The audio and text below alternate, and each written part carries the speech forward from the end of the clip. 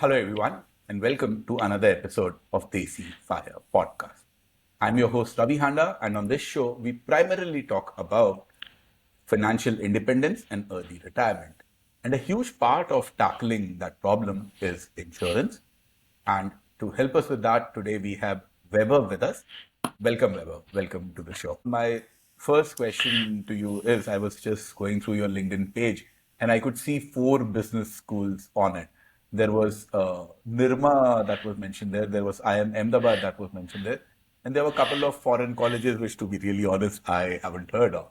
Can you tell us a little bit about your educational journey? Sure, Ravi. It's an important milestone because not only did it teach me, but it gave me a lot of network and a lot of opportunity of meeting a lot of different kind of people and understanding the world. So I did my first MBA from NIRVA, which is back in 2000, 2002. It's in 2011 I got through IE Business School, which at that point of time, according to FT Global MBA rankings, was ranked sixth in the world. IE was the best school, and it still continues to be the best school in Europe for entrepreneurship. In fact, when it comes to e-commerce startups, it's ranked by FT as one of the best business schools in the world. And that led me to IE Business School in Madrid. Great exposure. Our batch had around 80 countries represented in our batch. We had a batch strength of 240. We had people with various diverse backgrounds. The other two courses which you saw, one from INSEAD Singapore and the other from IIM Ahmedabad, were more of MDP as an executive development programs. These are 4 5 day skill building programs that I opted for. Then I was a Right. part of HDFC Life.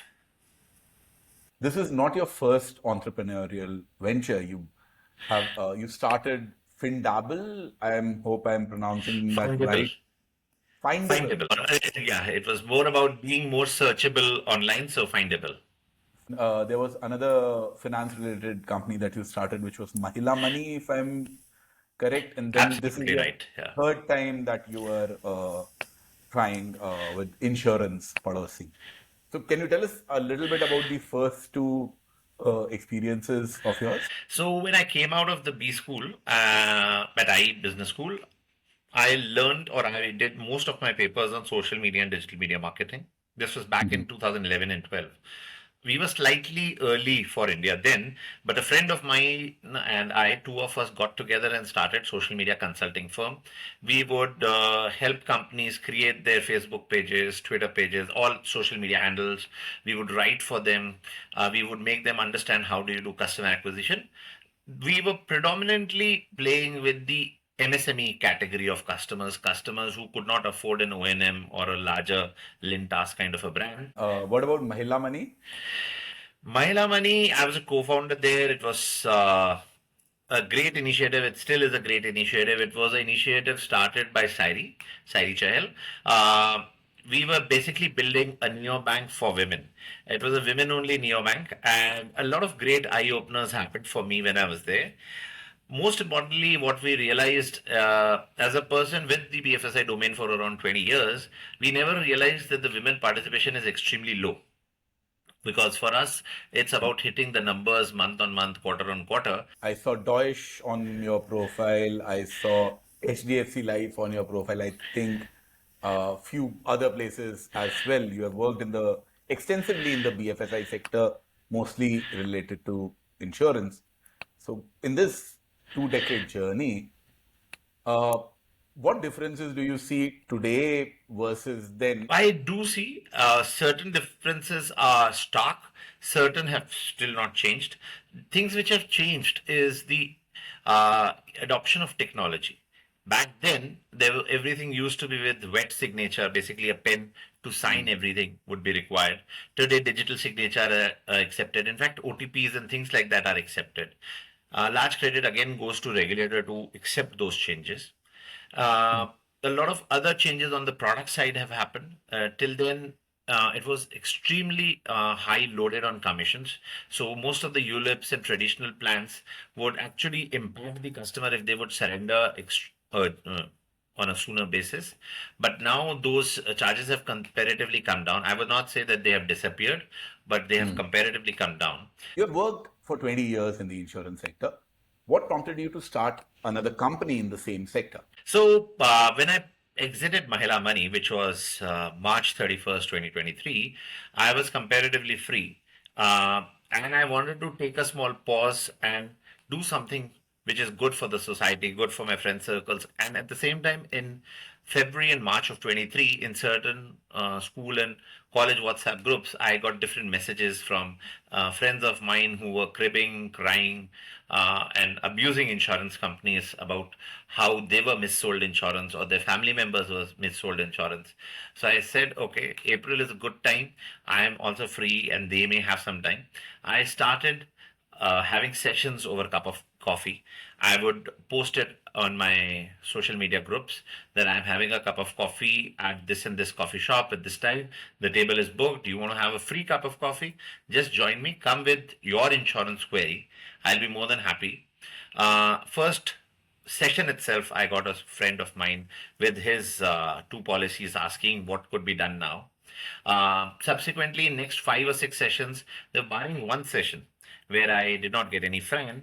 Each and every session, there were people who were coming and coming with their individual policies which are running and they had queries on them, which was followed by a lot of my friends pinging me that they want to have a session but do it on Zoom because they could not travel to the city I was living in. And I started engaging with them on Zoom. It was absolutely free consultation with no intent to sell anything. It was just to help them understand their own either running product or something they are looking at. And gradually, this went into some master classes where I would engage with up to 10 people on a Zoom call, and they would openly share their problems or their doubts, and I would address. What I realized in these 2, 3 months, which basically was the April, May, June quarter of 2023, are three key facts. One, most of them were people with decent educational background, with corporate experience, but had no understanding of their insurance which was running. That was one. Two, most of them had actually very similar problems. So it was not that out of the 70 to 100 people I met, there were 70 to 100 problems. There were actually around 15, 20 problems that were coming in different ways and forms. And three, what I realized was they, even if they were missold policies or they had been missold any kind of insurance, it was not that because the person wanted to missell, it was that they didn't understand their actual need. So, what I then decided, I started making a quick, large FAQ kind of a section, and I started sharing with these friends of mine that these are the quick checkers you should make sure you tick upon while choosing the insurance. So that's what was the first step, and then I got into certain other online platforms which are doing similar. I don't want to name them right now because they would be a competition, so to say. But they were doing similar stuff. They had certain, according to me, they had certain flaws in this, and I thought it was a good time that this is a genuine need. Hence, the companies exist, and there is a missing link which I see. And I said, if I could fulfill that missing link, why not? And that's how the journey for Insurance Padosi started. I got in touch with two of my other co-founders. One is Abhay, the other is Gaurav Gupta. Both bring very different set of skill sets along with what I bring, and three of us sat, discussed what could be built, and that's how the journey started. Ravi. Understood. So currently, what services does insurance policy offer? Currently, we are not selling any insurance as we speak. What we are doing is we are doing a need analysis for customers on what their insurance actual requirements are. I got a great opportunity, although most of the companies have mentioned where I've worked, but I also worked with Sibyl, which is India's leading credit bureau. I was part of TransUnion Sibyl. I headed their insurance practice in India. And there, when I worked for around 2 years plus, I realized how strongly the credit data predicts insurance buying behaviors, which in India still doesn't exist. Globally, it does. And that's what we started building. So we said, let's build a tool which actually can fulfill the need within a few seconds instead of a person filling up a form for maybe 20 minutes, 25 minutes. That's how the journey started, Ravi. And that's what we are doing right now. We do have some bite-sized products also. which are very niche, because what we are wanting to do, and if I'll use my hands to explain a customer, to complete the 360-degree circle, you may have got the best health insurance, you may have got the best life insurance and things like that, but there are certain things which standard insurance products don't provide. So with the help of Care Health Insurance, we have built those niche products, which are very bite-sized, from 79 rupees to 200 rupees, which are available on the platform. But largely, we are not selling insurance as we speak. Our aim is to recommend people what's the right insurance, and then they can buy from their agents, they can buy directly from the company, they can buy from wherever they want. Okay. So, instead of going to you as a platform and entering all of those details there, why shouldn't I just go to my friendly neighborhood agent? And because at the end of the day, you are just telling me that, you can do this, that, and this is the amount required or whatever. If I have to buy from someone, why not just talk to him? Because he would probably give me the right advice. What happens is, anyone who's selling, or whatever the product they are selling, they would always tell you the best things about the product. Everything, be it medicine, be it exercise, be it food, has their pluses, but there are certain minuses in it. Our aim is to highlight those features to you. You can buy, like I said, from anyone. We are not charging you anything for this recommendation. It's not that we are charging you even 2 rupees or 3 rupee. It's a complimentary service. All we are requesting everyone to make an informed choice. If you're missing out, ask him there and then, room rent cap, as an example, is missing. Can you please make sure that my policy doesn't have room rent cap? Or if we are recommending for your profile, there should be a room rent cap of 5,000. Then you should recommend that, why are you giving me a product without room rent cap? There should be a 5,000. So it depends on each person's profile and requirement that the products exist. So that's what we are recommending, Ravi. Wouldn't it be better if you can just tell me that, Ravi Handa, you go to Care, these are the 7 plans from Care, you choose plan number 3 from Care for this much amount. That would make, as a customer, my life much easier, instead of you telling me check for room rent capital, check for this, check for that. We, till the time, don't have a license to recommend a particular product of Care or Ergo or any company. Can't. We have applied for that license. Regulators should hopefully give us the license soon. But till the time we don't have the license, we don't want to do anything which is not permitted by the regulator. Soon we should have our license, maybe in a month and a half or so. Then we would tell Ravi that, Ravi, this is Care's product. There are multiple reasons also for which we will recommend that product. Recommendations would also be mentioned clearly that these are the 5 points for which I have recommended. When I go to an agent, I see him, he also has a license to sell. But there's one guy who will sell me only HDFC policies. There is another guy who will only sell me Care policies. He's not going to give me that, okay, HDFC and Care and, XYZ, IFCO, Tokyo options. So, Correct. when you get a license, would you also be restricted to maybe 2 brands, 3 brands, or the license allows you to sell anyone and everyone?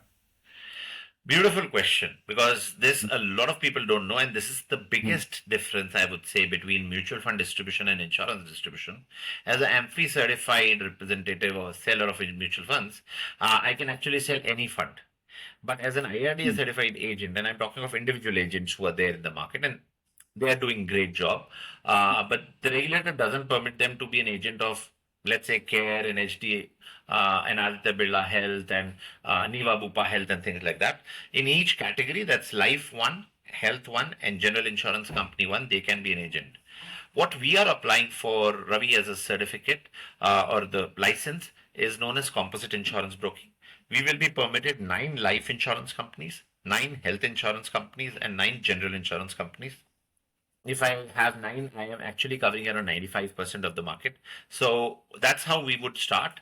We would look at a composite broking license where I am allowed to tie up with all in the country, maybe next year sometime. But to start with, we have applied for a composite corporate agency license. Can you just take us through the journey for, let's say, a typical 25-year-old who's buying his first health insurance, and when he claims, what happens in the entire process? Done. When it comes to health, what's very, very, very important, and which is true for life also, Ravi, it's predominantly because people end up hiding material facts. So insurance is a matter of utmost good faith. Many a times people think that there is a small ailment which is insignificant. Why to even disclose? People do not disclose whether they are smoking, whether they consume alcohol, whether they consume tobacco by chewing, or multiple other things. We, as a distributor, would always very strongly recommend disclose whatever you have to disclose and be sure of whether the claim will be passed or not even before you buy the policy. If you feel, and it's not for you, but if anyone is feeling and he or she feels that if I disclose this, my premium would be increased or I may get rejected, please face the rejection right now instead of you paying and at that bad portion of time your family coming under the distress that the claim is getting rejected because certain material facts were not disclosed. Let's say a smoker and you smoke, okay, in smoking also this is a question which I've heard a lot of people ask me. I rarely smoke. I only smoke when month end पे कोई party है, or if there is a party on a month end, or if I once a quarter I meet my friends and I end up smoking. Or a lot of people, especially youngsters, I've heard when I'm filling their forms say I only smoke when I drink. Doesn't matter. From a health perspective, there is smoke or tobacco going into your body that does impact you. So whatever the case be, even if it's let's say once a quarter, even if you're not someone who's finishing 2 or 3 packets a day, please declare. It will have an impact, but at least that impact, or may not have an impact, but whatever the case be, it happens beforehand. Lastly, what is also very important are I mentioned room rent cap. I have not mentioned, but there are things like pre-post hospitalization. There are things like daycare treatments and things like that. One needs to read about them. There are each insurance product has got a list of daycare treatments that it permits. What is daycare treatment? You need to be hospitalized, but you need not be hospitalized overnight. Everyone who's listening to Ravi's podcast, I would like to highlight if you're banking on your corporate insurance, which is a great thing, it's one of the great perks of being salaried. If you're banking on corporate insurance, please see that your corporate insurance has two things or not. Room rent capping, if yes, what? Two, does it permit daycare? Because most of the HRs, when they're designing group insurance for employees, knock these two things out because this increases or jacks up the premium a lot for the company. I would say significantly large number of policies for corporates have got a room rent cap of 3,000, 5,000, 7,000 kind of thing, and a daycare procedure not being covered. Now, if you may say, and this is again my first-hand experience, I'm sharing it with you because when my wife was hospitalized back in 2012 for due to certain medical emergencies, until then I was also banking on my corporate agent, my corporate policy. They had got a room rent cap of 5,000 rupees. And I was at Bombay. We got her hospitalized at Hiranandani Hospital. Uh, a single room. I'm not talking of a high category room or a suite or something. A single room would cost me around 8,000. A twin sharing room was for around 5,000. So I opted for a twin sharing room because I did not want to pay more. Because it's not only, and this much knowledge I had, and I hope everyone over here should have this. Room rent cap doesn't say that this is a difference of 3,000 you need to pay. Your entire bill, let's say it's for 5 lakhs, would be deducted in pro rata for that. So the bill came to around 4 lakhs. Luckily, I took a twin sharing room. Had I taken a single room and I would have said, okay, I'm ready to pay the 3,000 rupees additional, it would not have been around 9,000 or 12,000 because she was hospitalized for 3 4 days. It would have been around 2 lakhs roughly. So Yeah. the All pro rata prices, adjustment kills. your surgery prices, your doctor visit prices, all of them get Get bumped up. jacked up. Yes, yeah. So Into. we have to be, if you're looking at only corporate insurance, these are the two things you have to keep in mind: room rent capping and daycare procedure. Could you tell us a little bit about for let's say I'm 40-year-old, my parents are close to 70. What sort of health insurance I can buy from for them, or what can be done for health insurance for elders? So that also I would give a lot of credit to the regulator. When I started my journey, it was not possible for them to buy because the entry age at one point of time was limited to 60. Then the regulator said, okay, entry is till 60, but you can renew it till 100. But now the regulator has said that irrespective of the age, everyone deserves health insurance. So they can take. Now, let's say you are 40 and this is for anyone who's watching your show. Let's say you're 40, 35, whatever the age, and your parents are post 60, let's say 65 or 70. There are plans for them. They just become slightly, or maybe slightly is the wrong word, expensive on the other side. And if you think you need a single room, a co-sharing room, or a suite, it depends on you.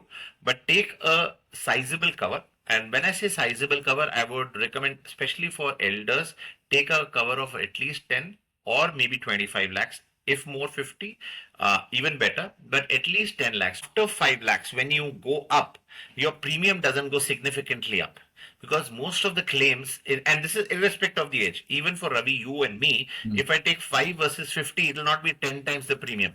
It would Hmm. be, I think, 1.5 or 2 times the premium. So you should take a sizable cover. But what I wanted to highlight for parents is you can take a super top up plan. You need not take a standalone health insurance. And this is significantly important if you want to be judicially wise on Hmm. spending your money. If you take a super top up plan of deductible, maybe 2 lakhs or 3 lakhs, this is what I actually recommended to a friend of mine yesterday. Same age, parents are 70 plus, and he has just taken it for them. If you take a deductible of 1 or 2 lakhs, or maybe 3, whatever you're okay, and take a super top up of 20, 25 lakhs. So it's always good to buy it for them also. And just make sure that you take some deductible so that the pinch goes off and you buy a bigger cover instead of buying. So there are two options in 35,000 rupees. Either you buy a 3 lakh cover without any deductible, or 4 lakh, or a 20 lakh with the first 1.5 to 2 lakhs deductible. So I would hence recommend a deductible with a big amount cover. Now I have two follow-up questions here. A is, what if I get a group cover in which me, my wife, my kid, and my parents are also covered? Why shouldn't I go for that option? B, why shouldn't I go in for an option where I get a base cover of, let's say, 3 lakh rupees, and then I get a top up in which, this 3 lakh is deductible or something like that. So that in case of a regular one, I get it from that 3 lakh. In case of some serious scenario, I get it from the top up, and I buy one from company X and one from company Y. These are two more options which I believe exist. Possible that these are not there, Yes. but can you tell me a little bit about these two options for Yes. parents So first? now on your yeah. So from first question of pooling your parents and yourself and your family. Uh, Hmm. so in fact, there was someone who asked me the same question yesterday, and what I've told him is you should buy for your parents as one plan. So your mother and father as one plan. Don't buy one for mother, one for father. And let's say you are a family of three or four. Three or four, I'm saying husband, wife, one child or two, or maybe more. But let's stick to one spouse plus two children as a standard discussion. So take a group policy. So for example, in my case, I've got a group policy of spouse and children with me. And my parents ke liye I'll be buying a separate policy. Why should I not be a part of parents policy? One, standardly, children who are part of the policy need to be below 25. So you're not below 25. Secondly, the premium is always calculated among about around the highest age of the member. So you will end up paying the premium for your father's age, assuming your father is elder amongst the two. If your mother is elder, then mother's age. So I would always recommend take a separate product for them. Take a family floater, it's known as. Take a family floater for your family. So that's how you should cover. Yes, I would never recommend take individual. There are people who take individual for all four people. No, never do that. Take a standard policy.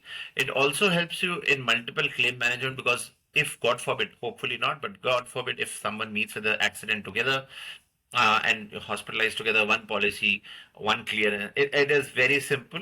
Plus, the cover is that in mind of the entire family. So I would recommend that take a family floater that way. On your second question, Ravi, should I take a 3 lakh or a 5 lakh or a 2 lakh premium policy and take a super top up? I would recommend against it. I also myself don't have that. But yes, if you have, let's say, a 2 lakh, 3 lakh running for a long time, don't want to disturb it, or let's say you have got a 2 lakh, 3 lakh, 5 lakh kind of a thing running from your corporate, and you want something over and above that, yes, go for the super top up, because then your super top up or the additional cover of 50 lakhs which you were talking about becomes super cheap because this first is already running. But if somebody is wanting to take a fresh cover, he's sitting at zero, has got no cover, and wants to take, let's say, a straight 30 lakhs, instead of taking 3 plus 27 or 3 plus 25, 30 would be cheaper. So that's what the condition would be if you don't have. So in fact, my ex-colleague, my ex-co-founder at Mahila Money, she has a plan running with one of the insurance companies for around 15 years now. A great service, everything is good, but I think now the time for her to increase the cover is coming. So what I have recommended is the same thing. Don't disengage with this product. It's a good product. Features are good. It's just that you need an additional cover. So you take an additional cover. Reason why you should not disengage is also important because you've got a no claim history lying over there.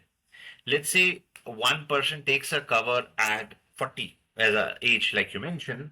There's a very high possibility at 40 you may have developed some kind of pre-existing illness. That pre-existing illness will have its own waiting period, will have its own issues, which will then impact only the super top-up policy, not your core, which has been running for some time. So therefore, if you have a policy, small policy running, let it continue and take an additional super top up. That's what I would recommend. So that's considering, I believe that will be valid for individuals as well and not just senior citizens that It's will take a valid for decision based on. individuals. Yeah, it's Hmm. valid for individuals. It's valid for senior citizens. It's valid for family floaters also. So you can take so let's say my cover, and I can Hmm. disclose it on a public platform. It's nothing like a hidden thing. I've got a 40 lakh health insurance for my family and myself. Let's assume I think right now 40 is subsequent sufficient for me. Let's say 10 years down the line, I think 40 is not. I should take another 20 lakhs or another 40 lakhs or maybe another 60 to make it once a year. I will not want to disturb this running policy because it's got already around 8 years of no claim history in it. If I add on to that, I don't want to disturb that card. So that's the thing. And older the policy in the system, lesser the red flags and faster the claim processing would happen. Understood. Let's say you buy a policy right now, or today we are sitting on 18th of July, and somebody claims it on 15th of September. There would be some kind of flags which will go up that the person has just bought and claimed. And usually, I'm saying usually because as a standard policy it happens, standard process it happens, there is a 30-day waiting period. So you can't buy a policy on 18th of July and claim on 19th. So therefore, I would also say whatever is running, don't disturb it. You can port it although. You can port Hmm. from company A to company B when your renewal is coming. So like you said, your renewal is due in September or October, whenever your renewal is due. Generally, if you're porting within the same company because you find a better product within the same company, you can do it within 4 5 days.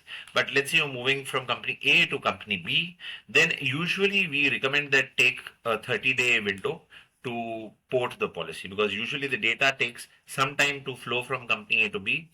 In those 30 days, if something goes wrong, then you are again stuck hanging. Understood. Understood. So I'll now come to my personal case. So I have a policy which I started in 2017. Initially, I used to pay an yearly premium, uh, kept on paying it, and at that point of time, I had bought a 5 lakh rupee policy. I thought that was enough. Uh, then they came up with some scheme that, okay, now you can pay for 2 years together or 3 years together. I don't think they ever had more than a 3 year period. Last Yes, time I regulator paid for, doesn't permit more than three. oh, so I had 3 years. So I think I paid in 2021, and that's why it's due for renewal in September 2024. There are problems with it, which I am very well aware. One, I had a kid in this period, and the kid is not added to this policy, which I believe should be done. Two, the Yes. total amount that is considered in it is only 5 lakh rupees. I do believe that in 2017, when it was just me and my wife was working in a corporate, I was working in a company, we had corporate policies. This was my personal one. So we were fairly well covered. But now nothing like that is there. I'm not working anywhere. My wife is not working anywhere. I definitely need a higher amount. So Right. now my question is, who do I go to? Do I go to a website like Insurance Padosi or maybe some other website to figure out what to buy? or I go to some of the agents that, okay, my friend has gotten it done from Vaibhav. Let me go and talk to Vaibhav and he will do it for me or my. And also, does that agent need to be local? Because I'm giving you my example. My father-in-law is going through a health issue right now, and he has a policy from HDFC, and it has been brilliant. All claims, everything has been paid, everything on time, and the agent who got him the policy has been really, really helpful in the entire process. You know, writing email, sending it to people because he's 65 plus. We can contribute sitting in a different location, but he has been really, really helpful over there. And that's why I think that, okay, I know at least that agent can be trusted. We have seen him Correct. for a long time. He has helped us. But he's sitting in Calcutta. Would it be a good idea to get it, an agent from Calcutta and buy a policy from him there, or should I look for a local agent? The third option is that forget about all this. I know HDFC Ergo is a good policy, or even Care is a good policy. I've used that Care policy once when I was hospitalized during COVID. Should I just go to the Care website, enter all my details, and renew it? How do I solve this puzzle? I'm genuinely not able to figure out where do I start, what do I do, or essentially what will keep happening is 3 years ago I had the same confusion, and then I just decided. The care guy called me, sir, आपको renew करवाना है, हाँ करवाना है, कितना पैसा लगेगा, इतना पैसा लगेगा, लो, and I ended that. But now I want to make an informed, proper decision. How do I do that? So first things first, I strongly recommend to everyone, don't take a 3 year cover. Take Hmm. a 1 year cover and renew it every year for two simple reasons. One is every year your needs change. You have a possibility of porting, you have a possibility of adding. For example, your needs within the family changed. So please don't take 3 years unless and until you are one of those who is sitting in US, Germany. He rarely comes to India, doesn't know when to remember, when to renew and things. Please don't take for 3 years. Two, from a tax perspective, also, if you're a taxed individual under 80D, you cannot claim it year two and year three. You can claim only for 1 year, and most of the times your 3 year premiums would be way more than your 80D in first year itself. So you're missing out the opportunity of claim rebate. So what's the use? And the only use is you get a price discount of 7%, 6%, depending on product to product, sometimes even 10%. But you're losing out on other benefits. So that's the recommendation to everyone. I generally say please do not buy for three. Now, coming to Okay. your question, Ravi, agents are important. Who is selling is important. I heard of a case, and although it's kind of a competitor of mine, or would be a competitor in near future, but I praise them a lot in all the forums. MX. American Express also sells insurance to their customers, and I think their service levels are phenomenal. Like in everything. So American Express, I think, is my golden benchmark when it comes to service in any kind of BFSI related stuff. And that's what we are wanting to be, to make sure that we can service at that level. Agent sitting in a different city may not be very helpful. So if it's Calcutta, for example, your example, and for someone it could be Jabalpur, it could be Ludhiana, depending on whichever city they know of the agent of. Either look at a big corporate agent like an Amex or someone who has got their muscle power, their own dedicated support team, their own dedicated sometimes representative sitting in the insurance company and making sure your claims are approved, or you look at a very good, strong agent in your own vicinity. Only thing with the agent in your vicinity is he needs to be someone with at least 15 years or maybe 10, 15 years of experience of distribution, because a lot of people distribute insurance. It's very simple to become an agent, but it's way more tougher to manage the claim. So, example, when I was a part of Deutsche in the wealth management side, and a lot of my customers used to say the youngsters who are coming in, this was predominantly for people who were coming into the distribution side in 2005 and 6. They said, if you have not seen any cycle, you don't know how to manage customers. So I had luckily seen the Ketan Parikh cycle. Before that, people had seen the Asian meltdown, then 2008 cycle. So if you have not seen cycles, it's difficult to manage customers when it comes to equity, private distribution, and everything.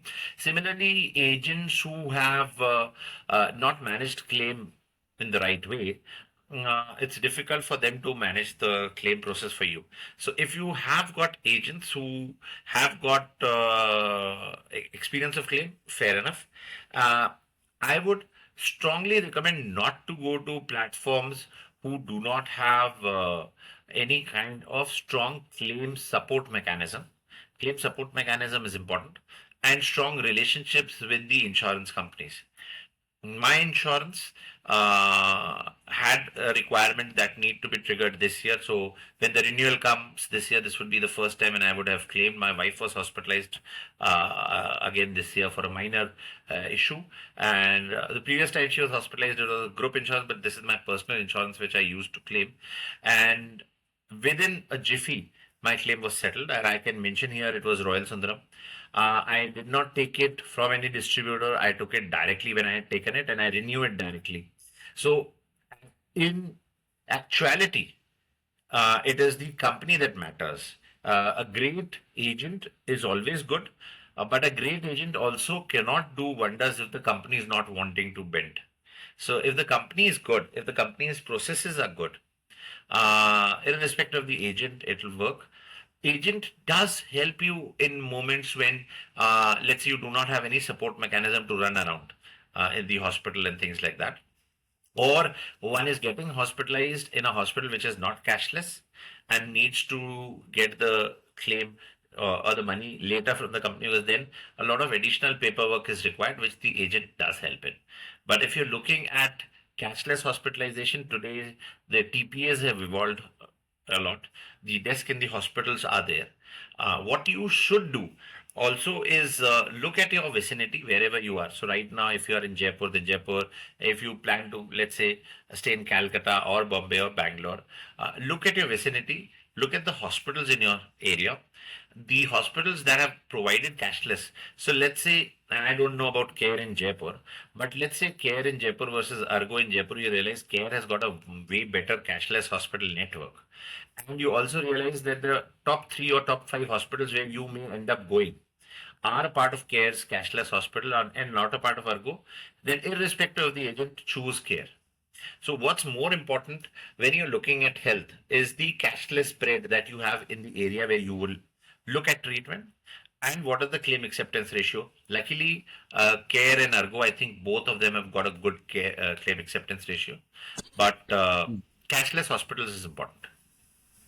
Okay, so I should check the. I haven't even done that yet. I just know that Care works in Fortis because that's where I was admitted, and there it was a cashless On a one. personal basis, I have got Mm, the list of mm, all mm, cashless hospitals across the country from all the insurance companies. That's something we are working on. I'll share it mhm. offline separately with you. So one thing to check is whether the hospitals that I want to go to are covered under cashless or not.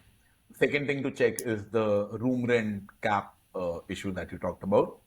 There's another thing which I have noticed in some of the cases. When the bill comes, the surgery is covered, maybe some tests are covered, but some portions are not covered.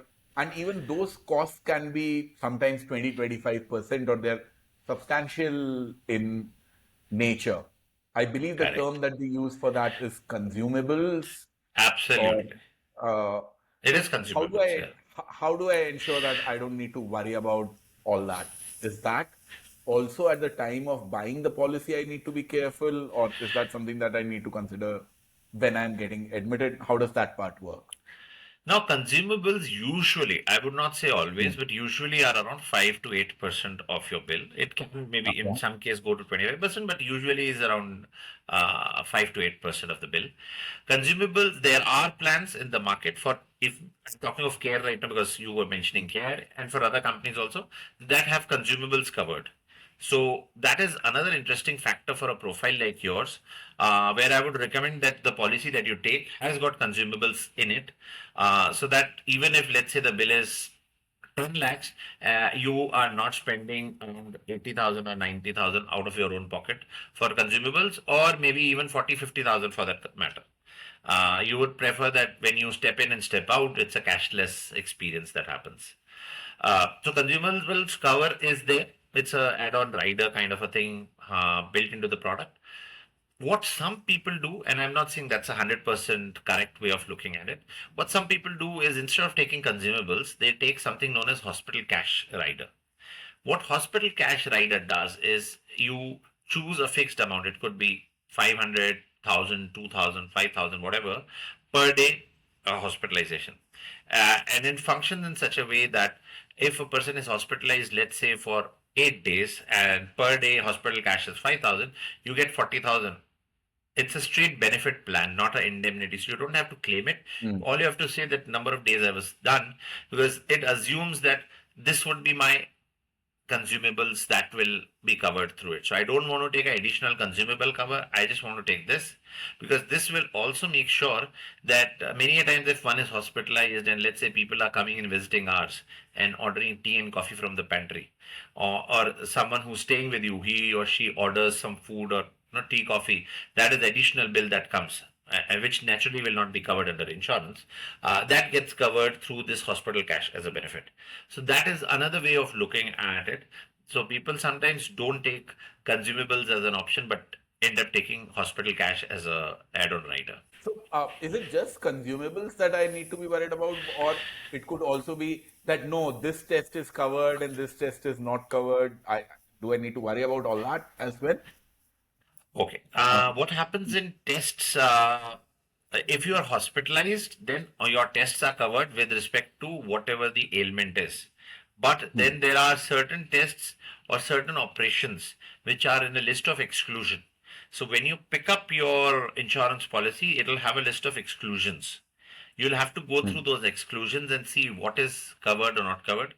One classic example I'll give you: ACL surgery, which is a ligament surgery under the knee, which a lot of sportsmen have, is most of the times not covered. ACL tear surgery is not covered. I'm not saying every time, most of the policies don't cover it. So you'll have to see the list of 25, 30 exclusions. Some of them have got a waiting period. So, for example, cataract, most of the policies have got a waiting period of 2 years or so. So you'll have to see what treatment and what procedures are covered. I've got a cancer care from HDFC Life. It doesn't cover skin cancer, for example, and I know about it, but I've still got it. So products, sometimes more important to read in the product note is the list of exclusions than what is covered. so exclusions is another thing that you need to check when you are making these decisions. And uh, finally, how much of a priority should be given? Because that's something that I check. The claims ratio, is that a good way to decide whether you should go for Care or Niva Bupa or XYZ? Because most of these companies, they'll have similar sort of rates and similar sort of offerings. So, is So claim should I acceptance go for ratio. the cheaper one or something like that? No, I would say don't go for the cheaper one in insurance. Go for the better claim acceptance ratio. Because again, Hmm. let's say someone is paying with the same features, same sum assured. Company A is offering you at 30,000, then company B would be offering you maybe at 28,000 or 29,500. It would not be a 30 versus 15 difference. But when it comes to claim True. experience, the experience would be a 30 to 15 kind of experience. So please look at claim experience. Make a smart, intelligent decision by looking at IRDA approved numbers of claim acceptance ratio, because all the claims that are rejected are disputed and these type of things. IRDA audits them. So if it is a genuine rejection, then only will they want to reject it. There could be misunderstanding at the time of filling the form. That's the reason I say that one needs to be very careful of what one is getting into, because then the claim experience becomes very poor, and that leaves a bad taste in your mouth, not only for the person who has sold it, but for the entire industry. Right. I think I definitely have a much better understanding of insurance than I did an hour ago when we started. And I have taken up a lot of your time, Vaibhav. So I think I will wrap it up here. Before we go, three final tips to people who are worried about insurance. First, most importantly, the best time to take insurance is today. Reason being, your whatever your health condition is, whether you're healthy or unhealthy, you would be unhealthier from what you are today tomorrow. So please take it today. Two, take insurance keeping in mind your next 15, 20 years of lifetime or maybe more, but look at least next 15, 20 years. Cost of medical inflation is way more than normal inflation. So if you're thinking of a 6-7% inflation, that's not the case. I remember when I was, and this I know because I come from a doctor's family background, when my studies were about to get over back in 2000, 2002, heart bypass would cost around 1 to 1.5 lakhs. Today it's way more than 10, 15 lakhs, and I'm talking of similar set of hospitals. In some hospitals it may be lower, it may be more, but a hospital which used to charge between 1.5 today charges around 12 to 15 lakhs. So medical inflation is going through the roof. So please take second point that in mind. And three, the most important thing, be as honest as possible. Give the naked truth. If you are afraid of disclosing things about yourself to the person you're filling the form with, please do not fill up the form with that person. If you're afraid of disclosing things with the person sitting around you because you do not want to disclose things to someone who's sitting next to you, please do not take the form that time. It's not it's not a investment, or it's not a thing which you're doing only for a short time which you can come out of. It's a long term commitment, and you have to be as brutally honest about your own health, your own lifestyle as much possible, because what may be a small thing for you may have a significantly large impact on your lifestyle and health in future. So please disclose everything. Face rejection, rate up, whatever happens. Rate up is if your premium is increased. Face whatever that is today when you are in a healthy situation to fight it out with the underwriter. Not when someone is unwell and then naturally you can't debate or argue with anyone. So these are the three super important things to keep in mind. Thank you. And on that note, I'll really like to thank Weber for taking out time and sitting with us and explaining the nitty-gritties of insurance. I would like to wish you best of luck with Insurance Padosi, and hopefully by September you have it running when I have to buy my new one. So thank you, Weber. Thanks a lot. Welcome.